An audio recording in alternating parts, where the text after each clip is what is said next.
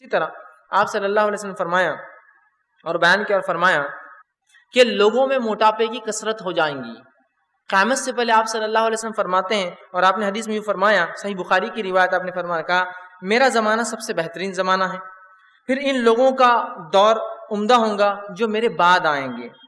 اور پھر وہ جو ان کے بعد آئیں گے، پھر ایسے لوگ ظاہر ہوں گے جو گواہی طلب نہ کیے جائیں بغیر بھی گواہی دیا کریں گے، مطلب آپ سے گواہی نہیں مانگی جائیں گی پھر بھی کھڑے ہو جائیں گے گواہی دینے کے لیے، میں گواہی دینے کے لیے تیار ہوں، ٹھیک، تو گواہی کے لیے تیار ہو جائیں گے بغیر انہیں دعوت دیے کہ وہ گواہی کے لیے تیار ہو جائیں گے۔ وہ خیانت کریں گے اور ان پر جو ہے اعتماد نہیں کیا جائے گا، وہ جھوٹے ہوں گے، جھوٹے گواہ۔ اور آج ہم سب جانتے ہیں جھوٹی گواہی دینے کا تو یہ حال ہے کہ آپ کسی کورٹ کچہری کے باہر چلے جائے اور کہے کہ بھائی کچھ گواہ چاہیے مجھے، کوئی بھی کیس ہو، آپ کو کئی لوگ مل جائیں گے کہ میں گواہی دوں گا، بھائی کون سا کیس ہے اس کے اعتبار سے گواہی کے چارجز ڈفرنٹ ہوں گے۔ اور کبھی تو یہ حال ہے کہ آپ صرف چلے جائیے، بھائی کیا معاملہ ہے میں کر دیتا ہوں، کیا معاملہ ہے میں گواہی دینے کو تیار ہوں، بغیر مانگے گواہی دی جائیں گی، جھوٹی گواہی ہوں گی وہ، ٹھیک۔ پھر آگے فرماتے ہیں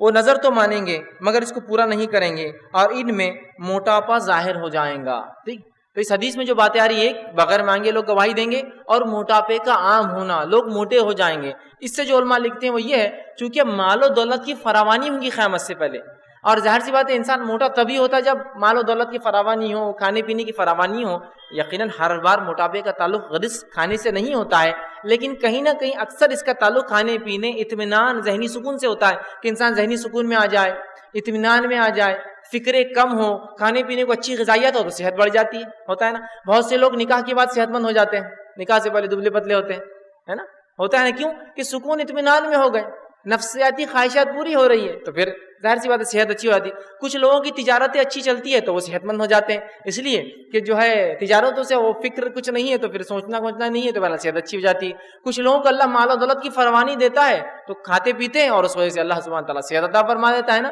تو موٹاپے کی کثرت سے علماء لکھتے ہیں پہلی تو یہ بات کہ مال دولت کی فراوانی ہوگی تو لوگ کھائیں گے اور پیئیں گے۔ دوسرا وہ لکھتے ہیں کہ کام اتنا کم ہوگا، ہو سکتا ہے جس کی وجہ سے کام کرنا نہیں پڑے گا تو آدمی موٹا ہو جائے گا۔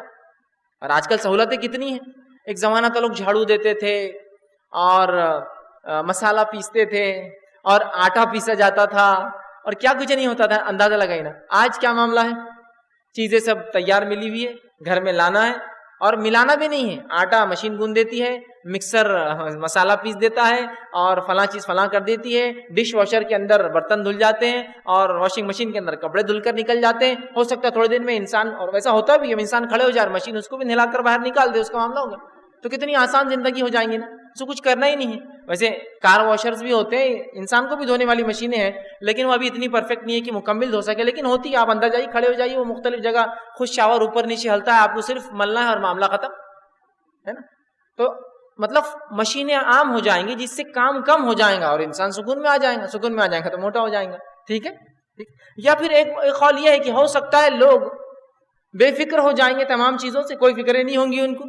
اور جو ہے بیماری کی شکل میں موٹاپا ان میں آ جائے، ٹھیک۔ واللہ عالم، اللہ بہتر جانتا ہے اس کا کیا معنی ہے، لیکن تمام معنی بھی ہو سکتے ہیں اس کے اندر۔